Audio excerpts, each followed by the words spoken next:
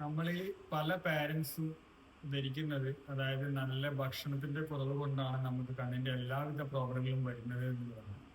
അങ്ങനെയല്ല. അതായത് മയോപ്പിയ പോലുള്ള നമ്മളെ റിഫ്രാക്റ്റീവ് എറേഴ്സ് വരുന്നത് നമ്മുടെ കണ്ണിന്റെ ഐബോളിന്റെ സൈസ് കാര്യങ്ങളൊക്കെ ഡിപ്പെൻഡ് ചെയ്തിട്ടാണ്. ഈ ഒരു കേസിൽ നമുക്ക് ഗ്ലാസ് അല്ലെങ്കിൽ കോണ്ടാക്ട് ലെൻസ് മാത്രമാണ് അതിന്റെ ഒരു സൊല്യൂഷൻ എന്ന് പറയുന്നത്.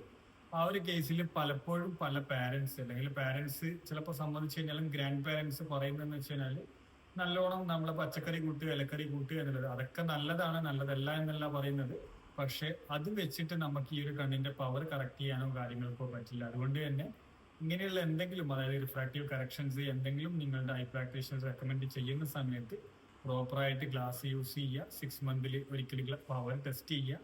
എന്നിട്ട് അതിന്റെ പവർ കൂടിയിട്ടുണ്ടോ കുറഞ്ഞിട്ടുണ്ടോ എന്ന് വെരിഫൈ ചെയ്ത് നിങ്ങൾ ഐ പ്രാക്ടീഷണർ റെക്കമെൻഡോട് കൂടി മാത്രമേ നിങ്ങൾ ഗ്ലാസ് ഉപയോഗം നിർത്താൻ വേണ്ടി പാടുള്ളൂ. ചില കേസുകളിൽ 6 മാസം ഉപയോഗിച്ച് സ്റ്റോപ്പ് ചെയ്യാമെന്ന് പറയുന്നത് 6 മാസം ഉപയോഗിച്ചിട്ട് നിങ്ങൾ ഒന്നുകൂടെ നിങ്ങളെ പവർ കാര്യങ്ങളൊന്ന് ടെസ്റ്റ് ചെയ്യണം, എന്നിട്ടാണ് സ്റ്റോപ്പ് ചെയ്യുക.